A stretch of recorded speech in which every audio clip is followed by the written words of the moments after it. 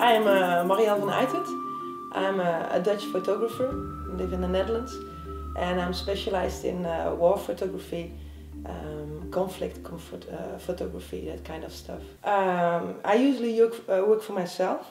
I'm a freelance photographer, so newspapers and television, they don't tell me what to make or what to say, what to tell or what not to tell. So I make and create my own stories. I also think about it beforehand. What do I want to make? What do I want to tell? And that's what I'm going to do. And afterwards I try to publish it around the world. Yeah. So no one tells me what to do. That's great. My book is just published. It's called Bye Bye Bullshit.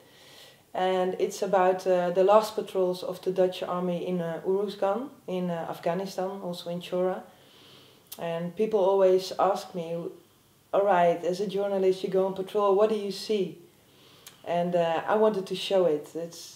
Also, I'm proud of the Dutch army who went there and did some good job. And I had to show the world what you see when you're doing this patrol. And that's what my book is about, but it's not about the army.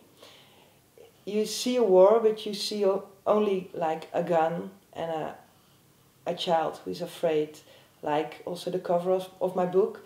It doesn't tell exactly it's war, but you feel the war. So it's an indirect way of saying how afraid these children are, actually. It's called Bye Bye Bullshit because when the army went to Afghanistan, there were a lot of Dutch citizens who said, it's stupid, what do we do there, it's no use.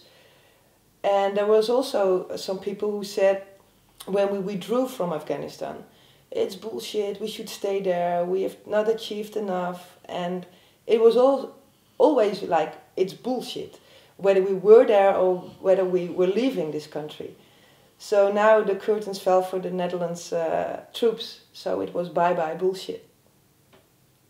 I was there like 4 or 5 years ago, and then the people were very friendly towards us. They invited us to have tea with them, and now it was so completely different. You see that these children are afraid, and this girl is protecting her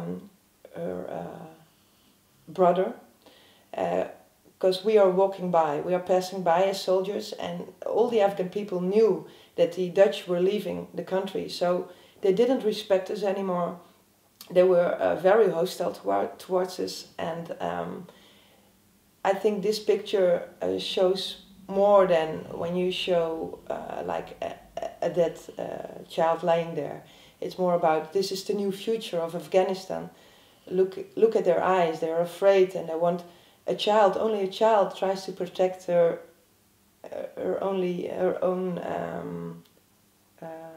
brother. Yeah, because she's still like 8 years old, something. And I think it's quite impressive. Yeah.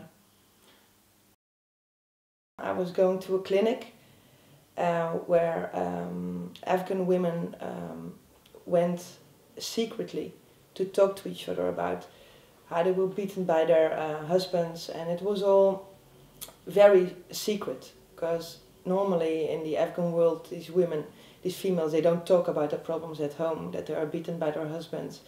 So I was taking pictures there with no one protecting me, and I felt the tension growing, people running away, and it all happened so fast. Someone was pulling me. I was wearing a burqa because I already felt this is no good, and I was thrown into a car, and I was driving. There was this guy driving me like 120 kilometers an hour, and I saw at my left hand side Americans searching for road bombs, and I was sitting there with my burqa on, and I thought, oh, this is no good.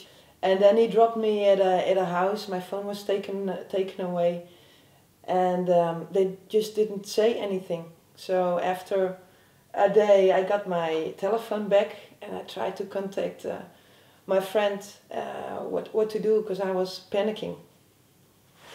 And then there was this Afghan guy. He came to me and said, "Okay, the Taliban wants your head. They want to kill you, and the social security here in this country, they think you're a spy." Oh, the security service. Yes. So I said, "Okay, what do we do now?" Because he spoke a little bit English. Because my security was gone, and then I contacted the NGO, and they got me in 2 days. They got me back to Kabul with a small airplane, and in the airplane there was this Japanese lady, and she was crying, and I said, "Why are you crying?" And she said, "In the place where I was just chased away, her friend was kidnapped." And 2 days later on CNN or BBC, I saw he was being decapitated. This was the last picture I took before I was fleeing into this car.